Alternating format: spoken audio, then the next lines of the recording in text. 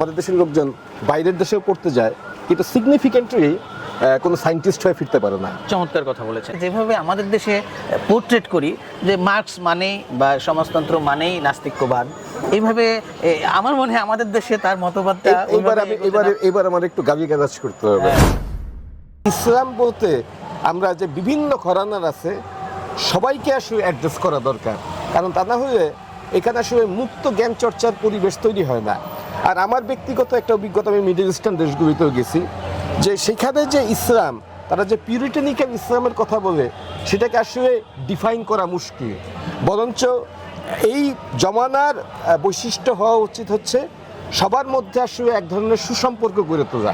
এমনকি দেখেন যে ক্যাথলিক প্রোটেস্ট্যান্টকে নিয়ে হাজার বছরের দ্বন্দ্ব ছিল, এমনকি ভারতে পর্যন্ত হিন্দু সম্প্রদায় কিন্তু বহু ভাগে বিভক্ত, সেখানে শৈব, শাক্ত, তান্ত্রিক, বৈষ্ণব। কিন্তু দেখেন বিজেপির হয়তো ইসলামের প্রতি অ্যান্টাগনিজম থাকতে পারে, আমি সরাসরি সেটা বলছিও না, কিন্তু তাদের মধ্যে ধর্মীয় যে প্যান হিন্দু একটা অবিচ্ছেদ্য সম্পর্ক আছে। এবং ওহাবিদের মধ্যে বা সালাফিদের মধ্যে এই ঐক্য করার ক্ষেত্রে সবচেয়ে বেশি তাদের মধ্যে একটা হার্ডকোর অ্যাটিটিউড কাজ করে। কিন্তু বাংলাদেশের বাস্তবতায় কিন্তু সেটি করা জরুরি। এই জায়গাতে যেহেতু আপনি শিক্ষার বিষয়ে কথা বলছিলেন, যে সেখানে ধর্মীয় শিক্ষা, আসলে আমাদের তো প্রাতিষ্ঠানিক যে শিক্ষা সবার জন্য, যেটা এলিমেন্টারি স্কুল, কলেজ, এই প্রক্রিয়ায় আমাদের ওইভাবে ধর্মীয় শিক্ষা বলতে যেটা শেখানো হয় সেটা তো আসলে অপ্রতুল। এই যে একটা ছেলে, সে হিন্দু হতে পারে, সে মুসলিম হতে পারে, সে খ্রিস্টান হতে পারে, তার যে মৌলিক ধর্মগ্রন্থ, সেই ধর্মগ্রন্থটা তো চাইলে যেমন আমরা ইংরেজি ভাষা শিখি, বাংলা ভাষা শিখি, ধর্ম ভাষা বা ধর্ম ভাষা ও ধর্মতত্ত্ব, এটা তো একটা সাবজেক্ট হিসেবে ছোট থেকে সে আলিফ বাতা পড়ুক, বা ওই যে বুদ্ধ ধর্মের হলে তাদের যে ল্যাঙ্গুয়েজ আছে, ওই যে পালি সাহিত্য, পালি ভাষা, সে ছোট থেকে শিখুক একটা ভাষা, একটা তার নিজের ধর্ম জানুক। এভাবে যদি ধীরে ধীরে একজন মুসলিম ছেলে সে কোরআন শরীফটা এবং কিছু হাদিস গ্রন্থ তার ক্লাস 10 পর্যন্ত এটা শিডিউল হতে পারে, একটা হিন্দু, খ্রিস্টান, এইভাবে সবার জন্য যদি ব্যবস্থাটা আমাদের সিস্টেমিক এডুকেশনে থাকতো, আমার মনে হয় আপনি যে এই যে বিভাজনের কথা বলছেন, এটা অনেকটাই কমানো সম্ভব ছিল। আপনি কি মনে করেন? আমি আপনার সাথে পুরোপুরি একমত। এমনকি শুধু তাই না, আমি মনে করি যে যেটা এখানে যেহেতু একটা মিশ্র সংস্কৃতি, বিভিন্ন জাতি গোষ্ঠী আছে, সব ধর্মের মধ্যেই দার্শনিক, নৈতিক, মৌলিক শিক্ষা আছে, আমরা সবাই সবারটাই পড়ি। সেটাই, একটা ক্লাসে তো নানান ধর্মের ছেলে থাকে, যখন ওই ধর্ম শিক্ষা নিয়ে আলোচনা হবে, পড়বে, সবাই সবারটা শেয়ার করবে, তারা তো বন্ধু, অটোমেটিক কিন্তু হৃদ্যতা তৈরি হবে, একে অপরের ধর্ম জানবে, বুঝবে, তাই না? এবং যে কারণে কিন্তু এই সমস্যাটা শুধুমাত্র বাংলাদেশের ভিতরে না, পুরো ভারতবর্ষেই এই সমস্যা। দেখেন, আমরা যদি ইউরোপের দিকে তাকাই, সেটাও কিন্তু একেবারে মনোলিথিক খ্রিশ্চান দুনিয়া না, সেখানে প্রোটেস্ট্যান্ট আছে, ক্যাথলিক আছে, অর্থোডক্স আছে, মর্মন সম্প্রদায় আছে, কিন্তু তাদের মধ্যে কিন্তু এই ইন্টেলেকচুয়াল হাইটটার কারণে এটা কিন্তু সবসময় ছাপায় ওঠে না। অন্তত রেনেসার পরে সেটা কিন্তু অনেক বেশি নির্বাপিত হয়েছে। দুই একটা ঘটনা যে ঘটছে তা না, অ্যান্টিসেমিটিজম আমরা জার্মানিতে দেখছি, বা এথনিক ক্লিনজিং আমরা বসনিয়া হার্জেগোভিনায় দেখছি, কিন্তু এখন তো অন্তত একটা সহনশীল অবস্থা আছে। শুধু মার্কিন যুক্তরাষ্ট্র ভিন্ন, কারণ মার্কিন যুক্তরাষ্ট্রের অবস্থাটাও জানি, সেখানে এক ধরনের এককেন্দ্রিক খ্রিস্ট জাতীয়তাবাদের উত্থান করছে, যেটাকে আমরা ইভাঞ্জেলিক্যাল খ্রিস্টানিটি বলি। যদিও সেখানে আসলে পলিসি মেকিং এর জায়গায় আবার তাদের জায়গা কতটুকু আছে সেটা প্রশ্নবোধক। আমার মনে হয় সেখানেও বোধহয় তাদের কিছু আছে। আর আরেকটা বিষয়, আমরা তাহলে এখানে এতটুকু অনুসিদ্ধান্তে আসতে পারি কিনা যে আসলে আমাদের ধর্মীয় শিক্ষাটাকে ওই মসজিদ, প্যাগোডা এগুলোর মধ্যে ঠেলে না দিয়ে মূলধারায় নিয়ে এসে উন্মুক্ত করার। আমি যেটাকে বলবো হচ্ছে একদম রিগোরাসলি ফিলোসফিক্যাল ট্রিটমেন্ট। একটু ব্যাখ্যা দিয়ে আপনার কাছে ক্লিয়ার হবে। আমার কাছে পৃথিবীর এই যাবৎকালের শ্রেষ্ঠতম দর্শনের কেন্দ্রবিন্দু হচ্ছে জার্মান আইডিওলজিক্যাল স্কুল, মার্কস, স্টিনার, ফয়েরবাখ, বুনোবাওয়ার এই ধারা। সেখানে কি হয়েছিল, হেলেনিস্টিক যে ফিলোসফিক্যাল ধারা, সেখানে ধর্মকে একেবারে রিজেক্ট করা হয়েছিল। কিন্তু একটা বই খুব গুরুত্বপূর্ণ এই ক্ষেত্রে, সেটা হচ্ছে লুডভিগ ফয়েরবাখের দ্য বেসেন দেস ক্রিশ্চেনটুমস, ইংলিশ হচ্ছে দ্য এসেন্স অফ ক্রিশ্চিয়ানিটি। সেখানে দেখা গেছে যে ধর্ম তো আসলে শুধুমাত্র আত্মিক বা পারলৌকিক বিষয় না, অর্থাৎ আপনার স্পিরিচুয়াল বা স্ক্যাটোলজিক্যাল বিষয় না। আপনার ইসলামের কথা আসেন, সেখানে আপনার জাকাতের বিষয় আছে, আপনি রোজা রাখেন আত্মপরিশুদ্ধির জন্য, আপনি মানুষের সাম্যের কথা বলেন, এবং যেটা নিয়ে কিন্তু দেখবেন যে এই জার্মান দেশের কৃষক যুদ্ধ, যেটা কথা বললাম আমি এই ফ্রেডেরিক এঙ্গেলস, সেখানেও কিন্তু সেখানে খ্রিস্ট ধর্মের চেতনার মধ্য দিয়ে কিন্তু সাম্যবাদী সমাজ গঠনের একটা প্রকল্প চিন্তা করছিল।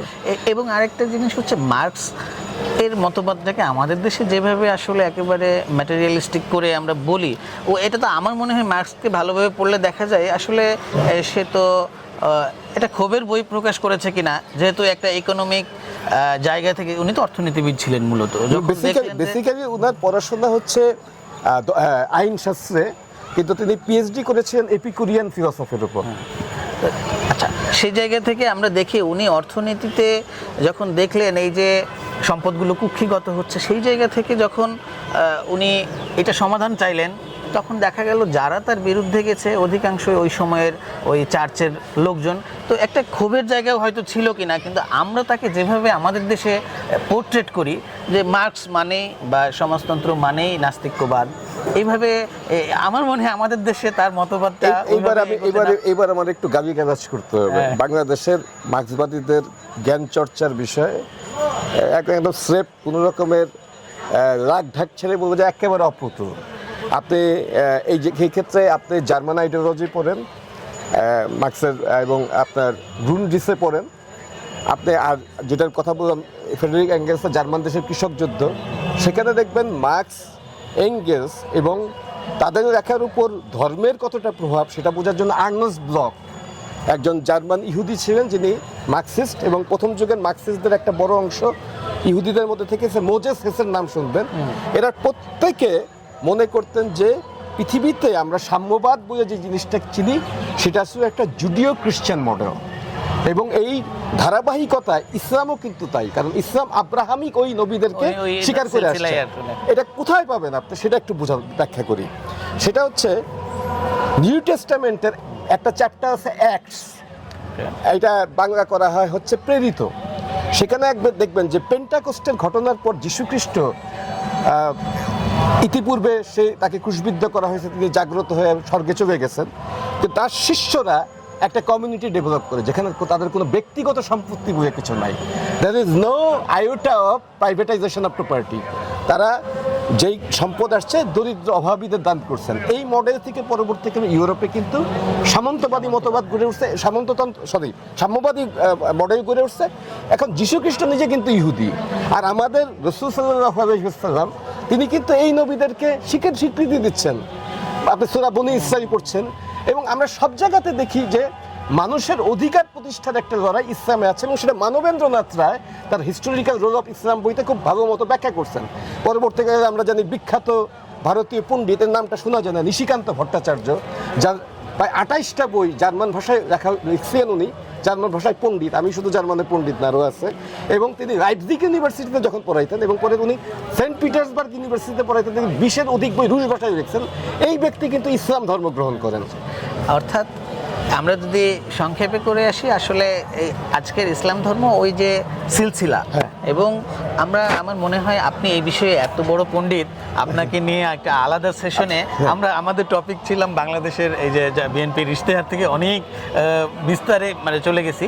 আমার মনে হয় আমরা ফিরে আসি, আর আপনাকে আমি আগেই আমন্ত্রণ জানিয়ে রাখছি। ঠিক আছে, ধন্যবাদ। আরেকদিন এই বিষয়ে আলোচনা করব। আমরা হচ্ছে ইশতেহারের যদি আরো কিছু আপনার লুপহোল থাকে আপনি আমি সেটা বলি। সেটা হচ্ছে ইদানিংকালে একটা নিউজ দেখলাম যে সেটা অবশ্য ইশতেহারের সাথে সম্পর্কিত, তাও একটু বলে রাখি যে দলীয় প্রধান হওয়ার জন্য শিক্ষাগত যোগ্যতার দরকার নেই। এটা কি এরকম কি কোনো প্রজ্ঞাপন জারি করা হয়েছে বিএনপির পক্ষ থেকে? রিসেন্টলি একটা হয়েছে কথা, মার্কেটে এসছে যে ওই যে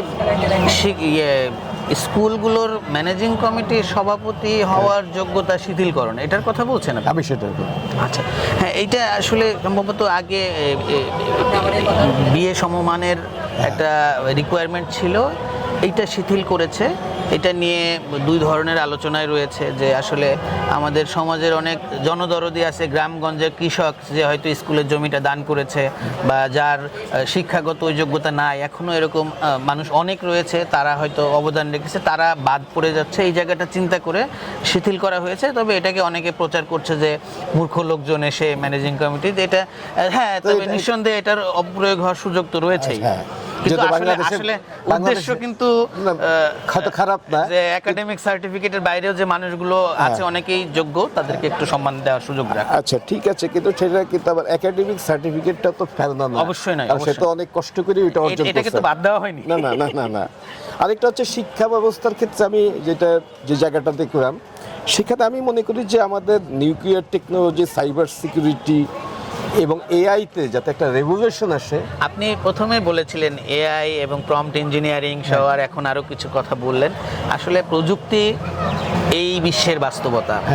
আজকে যে যুদ্ধ চলছে ইরানের সাথে, এই যে বর্তমান শক্তিধর আমেরিকা, ইসরায়েল, এদের এখানেও যদি দেখি, আসলে ইরান একা এখন পর্যন্ত টিকে আছে কিন্তু প্রযুক্তির কল্যাণে। তারা জ্ঞান বিজ্ঞানে এতটুকু এগিয়েছে দেখে এখন পর্যন্ত টিকে আছে, যেখানে পুরো মধ্যপ্রাচ্যও বেশি দিন টিকতো না। কারণ আমরা 67-তে দেখেছি আমরা যে কম্বাইন্ড মিডল ইস্টও কিছু করতে পারে না। সুতরাং এই বাস্তবতায় আসলে আমরা প্রযুক্তির যুগে থেকে প্রযুক্তিকে গুরুত্ব কম দেওয়া বা অস্বীকার করার সুযোগ নেই। এই বিষয়টা বিএনপি অত্যন্ত মানে সিরিয়াসলি ডিল করার জন্য এই বিষয়ে তথ্য প্রযুক্তি বিষয়ক যে কমিটি, তারা দীর্ঘদিন ধরে কাজ করে আমরা কিভাবে এআই তো এখনকার বাস্তবতা। আপনাকে আমি বলি, আমার বন্ধু ও আমার স্কুল ফ্রেন্ড, ও বুয়েট থেকে লেখাপড়া শেষ করে কিছুদিন বাংলাদেশ ব্যাংকের জব করলো, ডিডি হওয়ার পরে ও ছেড়ে দিয়ে ও এআই এর উপরে পিএইচডি করেছে।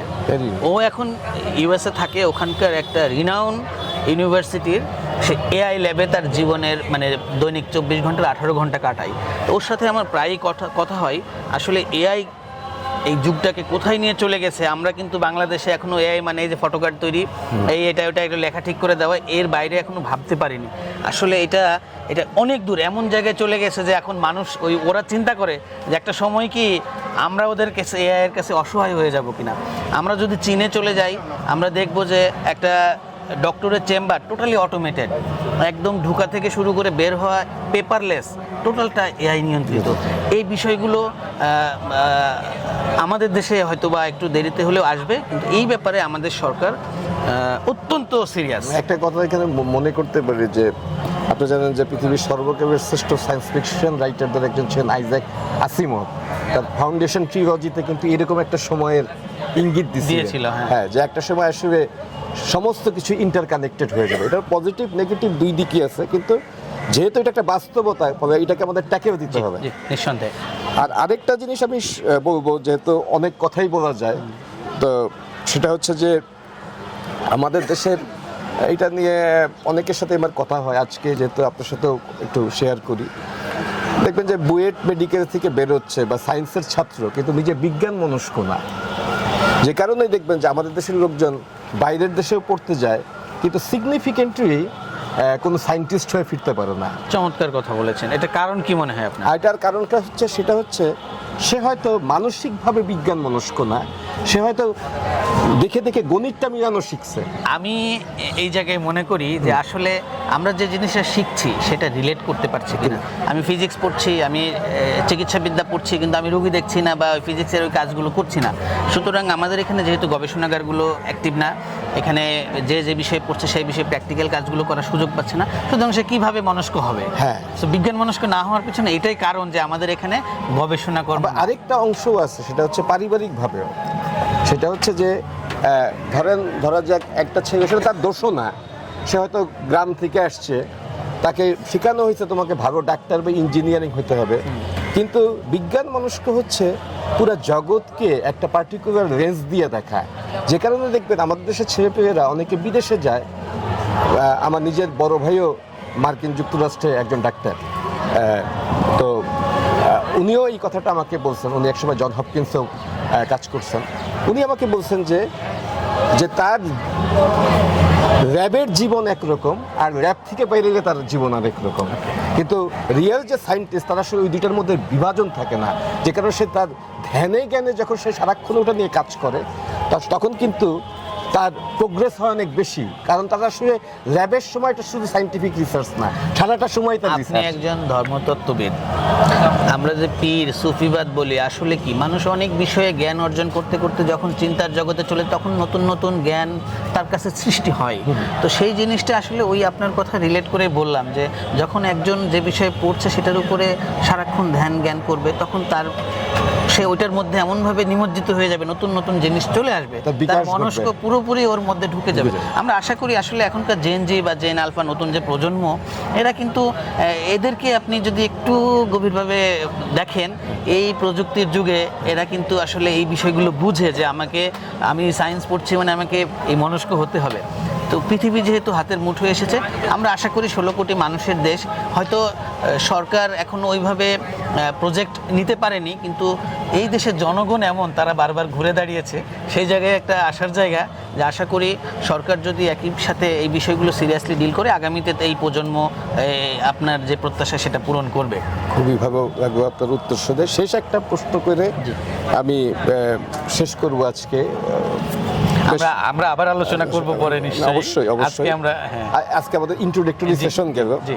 সেটা হচ্ছে যে সেখানে আমরা দেখলাম যে পররাষ্ট্রনীতির ক্ষেত্রে ভারত, মার্কিন যুক্তরাষ্ট্র, রাশিয়া, মিডল ইস্ট, ইরান, এইসব দেশগুলির সাথে এই বাংলাদেশ সরকার তার সুসম্পর্ক বজায় রাখতে চাচ্ছে বা বজায় রাখবে। সেটাও কিন্তু একটা দুরূহ কাজ, কারণ এদের অনেকগুলি জাতিগোষ্ঠীর মধ্যে একটা অ্যান্টাগনিস্টিক সম্পর্ক, আর এখন তো রীতিমতো যুদ্ধই হয়ে গেছে। তো সেই জায়গাটাও আসলে এই স্ট্র্যাটেজি পেপার থেকে ক্লিয়ার না। তবে এই জায়গাটার ক্ষেত্রে আমি বলতে পারি যে এই জায়গাটাতে আমি এখানে খুব ক্লিয়ার হতে চাইও নাই, কারণ এটা এত ভিতরের বিষয়, এটা হয়তো বাইরে ওইভাবে প্রকাশ করাও যাবে যদি না। বলেই দেওয়া যায় যে চীনের সাথে এই করব, at the same time আমেরিকার সাথে ইন্ডিয়ার সাথে তো হয় না। সেই কারণে আমি বললাম যে বলেও বললাম না। এটা রাষ্ট্রের জন্য সবচেয়ে টেকনিক্যাল, হাইলি টেকনিক্যাল বিষয় হলো তার foreign policy, very inner strategic, এটা অস্তিত্বের কোশ্চেন। নিঃসন্দেহে আমরা আশা করব সরকারের সেই মাপের লোকজন রয়েছে যারা এটা নিয়ে কাজ করছে, কিভাবে সবার সাথে সম্পর্ক ঠিক রাখা যায়। আর আমরা নিশ্চয়ই আশা করব, ইশতেহার মানে স্বপ্ন নিশ্চয়ই পুরোটা বাস্তবায়ন সম্ভব না। পৃথিবীর কোনো রাষ্ট্রই হয়তোবা তার ইশতেহার পরিপূর্ণ একটা ইন্টারিম একটা সময়ে করতে পারে না।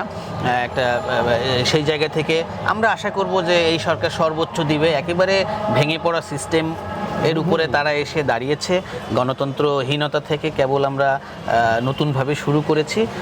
তারা যদি তাদের আন্তরিকতা থাকে এবং চেষ্টা থাকে এবং আপনাদের মতো মানুষগুলো যদি দিক নির্দেশনা দিতে থাকে, তাহলে নিঃসন্দেহে আমরা ইতিবাচক দিকে আগাবো বলে প্রত্যাশা করি। আমরা আপনার কাছ থেকে আজকে এদেশের মানুষের জন্য এবং সরকারের জন্য কি প্রত্যাশা করেন, আপনি মানে মানুষের কাছে কি প্রত্যাশা করেন এবং সরকারের কাছে সংক্ষেপে বলে শেষ করেন। মানুষের মধ্যে তো আমি নিজেও আছি, জি। সেটা তো আপনি তো মানুষের মধ্যে থাকলেও মানুষের অনেক কিছু রিপ্রেজেন্ট করেন, সে জায়গা থেকে তাদের কাছে কি প্রত্যাশা? মানুষের কাছে আমার প্রত্যাশা মানবিক বাংলাদেশ, যেখানে সমস্ত ধর্ম, বর্ণ, ভাষা গোষ্ঠীর মানুষ মিলেমিশে নিজেকে বাংলাদেশি হিসেবে ভেবে গর্বের সাথে বাস করতে পারবে এবং একটা মিনিংফুল অর্থাৎ একটা অর্থপূর্ণ জীবন যাপন করতে পারবে। এইটাই সবার কাছে প্রত্যাশা। সবাই বাংলাদেশি হবে, সবাই বাংলাদেশি হবে, এই জন্য বাংলাদেশি বলে নিজেকে রিকগনাইজ করবে। আমাদের কিন্তু বিএনপি স্লোগান সবার আগে বাংলাদেশ, বাংলাদেশ ফার্স্ট। আমরা প্রত্যাশা করি যে প্ল্যাটফর্মে থাকুক বাংলাদেশকে যেন। কথাটা তো আমি প্রথমেই মনে হয় বলছি যে বাংলাদেশ তো আসলে আপনারা আমার চাওয়া পাওয়ার না, এটা আমাদের অস্তিত্বের প্রশ্ন। আর সরকারের কাছে আমার প্রত্যাশা হচ্ছে এই যে একটা মিনিংফুল বাংলাদেশের কথা বললাম, এইটা বাস্তবায়নটাকে সে যাতে সাকসেসফুলি ফ্যাসিলিটেট করতে পারে। এই পর্যন্তই আজকের মতো আমরা এখানে শেষ করি। আমাদের নওশাদ ভাই, অনেক অনেক ধন্যবাদ। আমাদেরকে আপনার মতো একজন পণ্ডিত মানুষ এসে সময় দিয়েছেন, ঋদ্ধ করেছেন। নিশ্চয়ই আবার আপনার সাথে কথা হবে, দেখা হবে। দর্শক, আজকের মতো আমরা আলোচনা এখানেই শেষ করছি। আপনারা সবাই ভালো থাকবেন। সুন্দর বাংলাদেশ, সবার আগে বাংলাদেশ, এই প্রত্যাশায় আজকে শেষ করছি। আল্লাহ হাফিজ।